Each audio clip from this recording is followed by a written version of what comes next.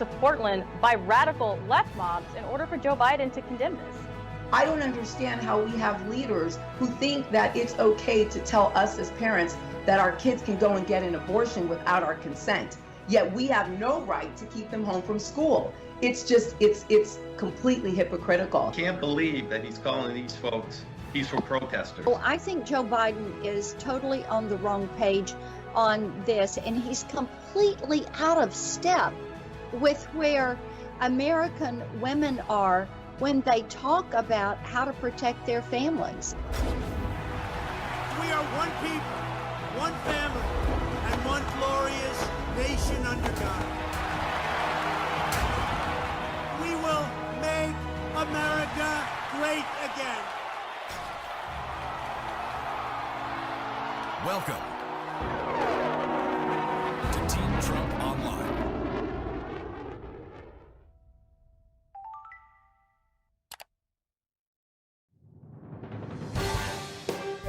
Thank you for watching War Room Weekly.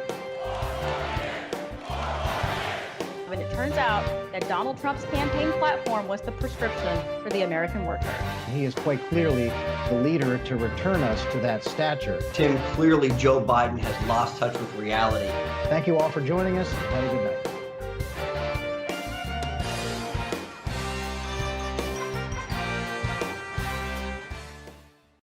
Hello and welcome to another edition of Team Trump Online's War Room Weekly, where we take a closer look at the contrast between President Trump's excellent record of accomplishment for the American people versus Joe Biden's record of failure and terrible ideas for the future. I'm Tim Murtaugh, Communications Director for the Trump 2020 campaign, and we are happy to be joined today by Mercedes Schlapp, Senior Advisor to the Trump campaign. Mercy, good to see you. Great to be here. I'm in actually Wisconsin in Green Bay, so we'll be spending some days here. We've got the Women for Trump bus tour going through Wisconsin Sunday, of course, and we're just so delighted to be here. We're going to be on the road through election, so I won't see you too much, Tim, I think, in the office. As I'm very sorry about that. And yeah, just say you're going to miss me. Come on, just try. Yes, we will miss you here for sure, Mercy. And it's good to know that you are in Wisconsin, and Joe Biden could not be bothered to make the trip to Milwaukee to give his own speech at his own nomination at the DNC. So good to know. Also joining us is Deneen Borelli, a member of the Black Voices for Trump Advisory Board. Deneen, good to see you, and thanks for being with us. Thank you so much. Good to see both of you. So, of course, the big news of this past week was Joe Biden's selection of Kamala Harris as his number 2 on the ticket, his vice presidential choice, rounding out the most extreme liberal ticket in American political history. And here at the Trump campaign, we were, of course, ready for it. Minutes after the announcement, we began defining the Harris-Biden ticket. Take a look. Kamala Harris ran for president by rushing to the radical left, embracing Bernie's plan for socialized medicine, calling for trillions in new taxes, attacking Joe Biden for racist policies. Voters rejected Harris. They smartly spotted a phony. But not Joe Biden. He's not that smart. Biden calls himself a transition candidate. He is handing over the reins to Kamala while they jointly embrace the radical left. Slow Joe and phony Kamala. Perfect together. Wrong for America. Kamala Harris, who dropped out of the Democrat primaries before a single vote was cast a couple of weeks before the Iowa caucuses even, she's already failed once as a presidential candidate, as we know, and she joins Joe Biden, who has already failed twice before. So they've got an extreme leftist agenda, and it really, truly excites no one. Deneen, we'll start with you. Kamala Harris, nothing exciting. The woman is a hypocrite. She's a phony, which is something we've been pointing out with the campaign. But the two of them fit together like hand and glove because Joe Biden is a serial plagiarist. So there you go. And Mercy, this is the, without question, the most extreme radical leftist ticket that American politics has ever seen, right? Yes, but you got to love it. Of course, Tim, the New York Times, they go and they say that she's a pragmatic moderate. That's the line that they use. And we've seen some Twitter action happening around the former Obama speechwriter calling that hilarious. The New York Times, what the media is saying, their narrative of her being a moderate, because he admits, this former Obama speechwriter, that she is a liberal. And in fact, she was ranked as the most liberal senator in the Senate. We are not dealing with a moderate Democrat, what they call the blue dog Democrats. No way. She has aligned herself with the likings of Bernie Sanders when it comes to co-sponsoring the socialized medicine legislation that we know would eliminate over 180 million private health insurance plans. So please, when you're out there, make sure that you realize that this is not moderate, Kamala. This is total far left California liberal, Kamala. Yeah, exactly right. She actually was rated the most liberal senator in the United States Senate in the year 2019, even more liberal than Bernie Sanders. And so for the New York Times to say that she is some sort of pragmatic moderate is a joke. And it's actually good to see the Obama crew laughing about the moderate label and saying, if that's moderate, boy, I don't know what the New York Times actually uses to make those judgments. The news media, speaking of the New York Times, tends to make a big deal out of the VP pick, and Kamala Harris has been no exception in this week. But in this case, it is, in fact, a big deal. We know that Joe Biden has already said that he is a transitional candidate, meaning he is planning to soon turn over the reins to his number two. That makes Kamala Harris sort of Joe Biden's political living will. And she brings with her all of the radical extreme ideas you would expect from a California liberal. Let's take a look.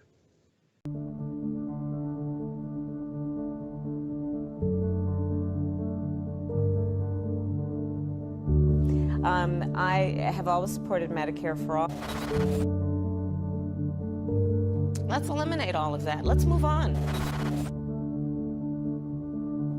So, yes. There's no question I'm in favor of banning fracking. I will vote for it. I think we should have that conversation. Espinoza was gunned down with an AK-47 by a 21-year-old gang member. Harris held a news conference. No death penalty. I support a mandatory buyback program. This person could be the nominee in 2024 and may, God forbid, be called into service before then.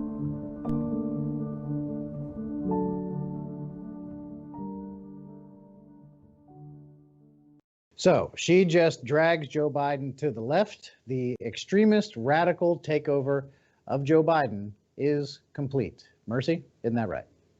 No kidding. I think that we have there's a dangerous reality here, which is the fact that while you have many in the media praising this pick, everyone knows in the back of their minds that she would be the one to be the shadow president. Let's be real, because Joe Biden is so diminished. And looking at her record, it's very striking to watch that, for example, she is in favor of sanctuary cities. We've talked about the fact that she has been on the wrong side when it comes to prosecuting individuals, where she won't be tough in terms of supporting the death penalty for the cop killer or the MS-13 gang member, but then putting parents who failed to put their kids in school, putting them in jail. It makes no sense. Plus, she applauded Eric Garcetti, the LA mayor, for cutting $150 million from the LAPD. And that is just so striking. It just shows how weak she is in terms of not standing by any sense, standing her ground or standing by her morals or principles. She shifts with the wind, and it's very clear that her goal is to support the leftist agenda, that of Bernie Sanders, that of AOC, and there is no sense of her running in the middle, which is interesting because during an election, you run in the middle normally. Any candidate during a general election runs in the center. This is not the case of this Democrat Party. They are making a fundamental shift to the left to fundamentally transform America. That's exactly right. And Deneen, have you ever, since you've been watching politics for a little while here, and have you ever seen a ticket combined, Joe Biden and Kamala Harris, that has, in fact, in the general election, continued to run to the left? And really, there's no room farther for them to get to the left. Have you ever seen this before? No, I haven't. It's unprecedented. And I totally agree with what Mercedes just said. They want to fundamentally transform America, but on a whole different level. This is not the Democrat Party from just a few years ago. They are off the charts with their radical ideas and their radical policy and agendas. And it's all about bigger government. It's all about power and control. They want to dictate to Americans from the cradle to the grave every aspect of their lives. And Kamala Harris, I said before, she's a hypocrite. She's also shameless. She would say and do anything to be in the White House. It wasn't that long ago that she went after Joe Biden for hanging out with segregationists early on in his political career. He did so to advance his career, essentially. So he didn't care about Black Americans then. He doesn't care about Black Americans now. Kamala pointed that out. But all of that doesn't matter because now she is lockstep with him, side by side, just because she wants to maintain some power and control. I think it's just ridiculous. Yeah, and that's where we get the phony label, which we saw in the first ad that we ran here just in this show. So let's get into how Harris actually does drag Joe Biden all the way to the left on healthcare. Very important to voters this time around. She stands squarely with Bernie Sanders on the socialist government takeover of healthcare. You support the Medicare for All bill, I think initially co-sponsored by Senator Bernie Sanders. You're also a co-sponsor on it. I believe it will totally eliminate private insurance. So for people out there who like their insurance, they don't get to keep it? Let's eliminate all of that. Let's move on. There you have it. Let's eliminate all of that. Let's move on. Outlawing private insurance, that is the health insurance that people get through their employers. That means 180 million Americans would be forced into a government program with no choices. That's bad for Americans. Deneen, I mean, voters rejected this when she ran in the Democrat primary, and I don't know why she thinks it'll be palatable this time around. Yeah, because she's tone deaf, disconnected, and I'd like to also add she's arrogant. Again, she doesn't care about individualism or personal responsibility or people wanting to be able to make choices for themselves and for their families. No, we're going to do away with your health care, whether you like it or not. I mean, how dare she? She also wants to provide health care for illegal aliens. Now, think about that for a minute. That means you, me, and all taxpayers will be paying for people who shouldn't be here in the first place, paying for their health insurance. And meanwhile, she's going to tell us that she's going to take our health care away if she's in the White House. It is unbelievably outrageous. And I hope voters are paying attention because these are not just words from these left-wing Democrat politicians. They mean action.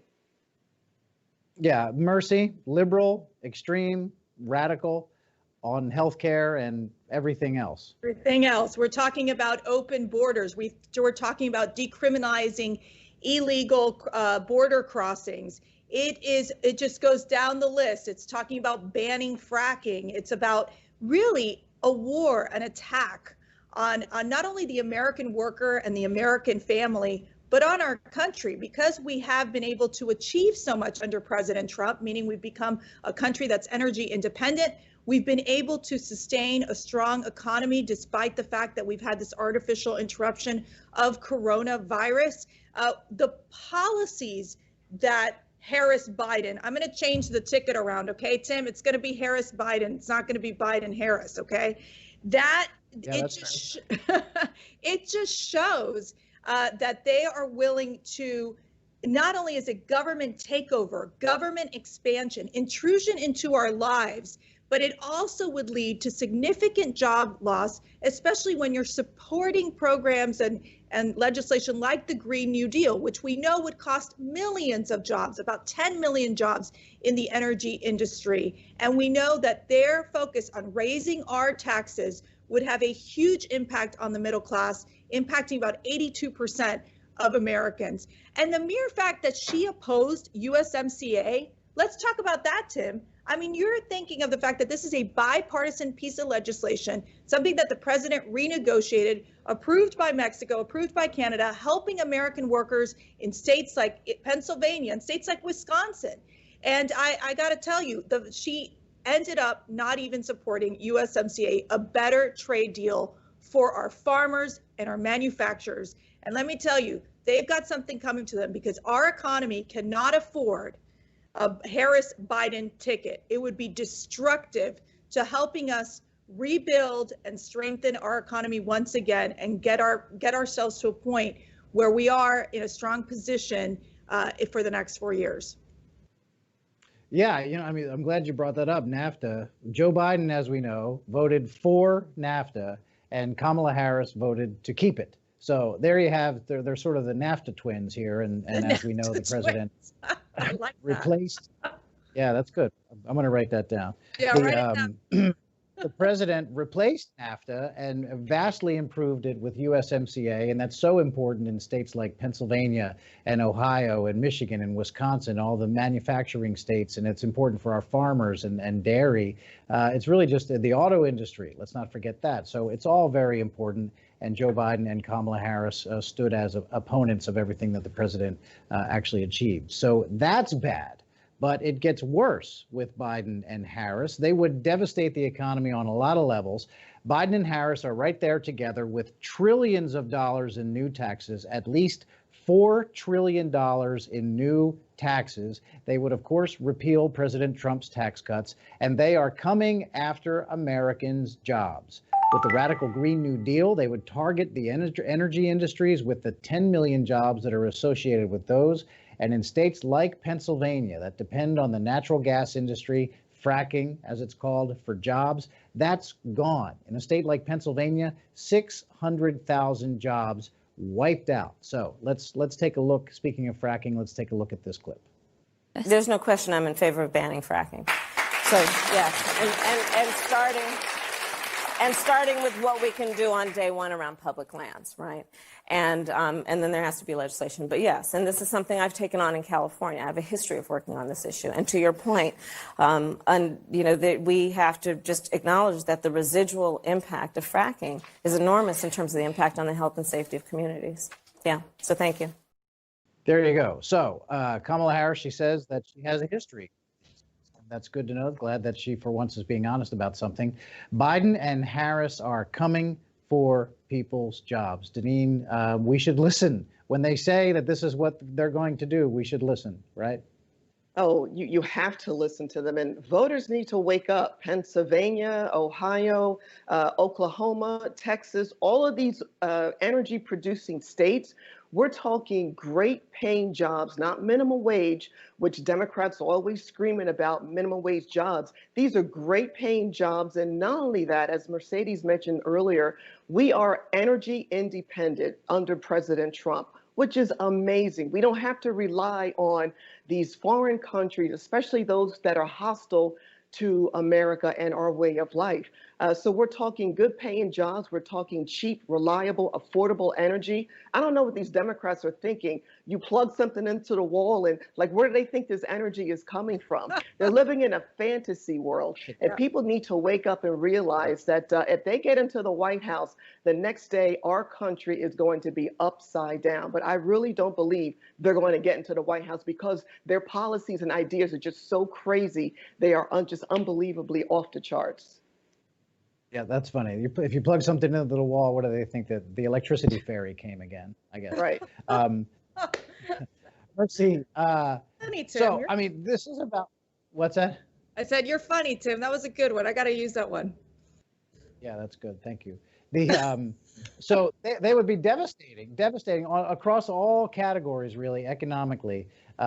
They're bad on trade because they both supported NAFTA, and they're bad on energy policies because they would get rid of fracking. They want to raise taxes by at least $4 trillion. And Americans know that President Trump already built the world's best economy once, and he's in the process of doing it again. And there is no way on earth that Biden and Harris can convince Americans that it would be time to change horses when the economy is already roaring back under the existing Trump policies. I mean, Mercy, isn't that really the correct way to see it? Oh, absolutely. I think it's very important to understand, look, we're in the middle of a global pandemic, and even through this very difficult time that's impacted all of our lives, we've seen our economy be able to sustain the blow. I mean, just last month, we created 1.8 million jobs.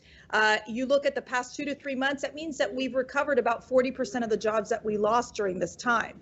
With that being said, I think it's really important to understand, because Biden and Harris, they addressed this issue in their speech where they literally lied. They were saying how our economy is the worst that it's been since the Great Depression.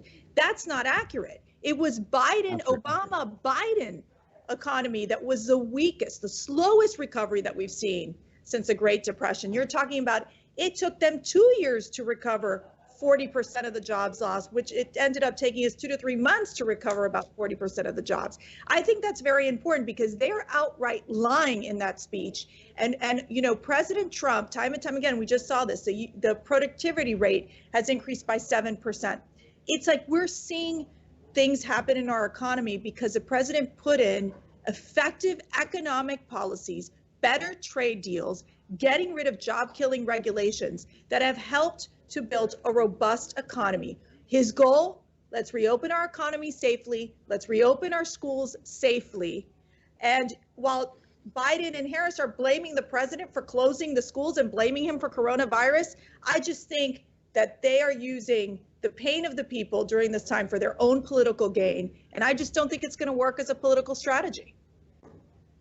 No, and it's not. It's actually really sort of pathetic and sickening if you think of it, because every time that these jobs numbers have come out, the last 3 months, the 3 straight jobs that are the top 3 job creation months in the history of this country, you just know when the jobs numbers are coming out, Joe Biden and his whole team are sitting there hoping for bad news, hoping that Americans continue suffering because it's good for them politically. So, final thoughts here as we go towards the end of the program. Final thoughts here.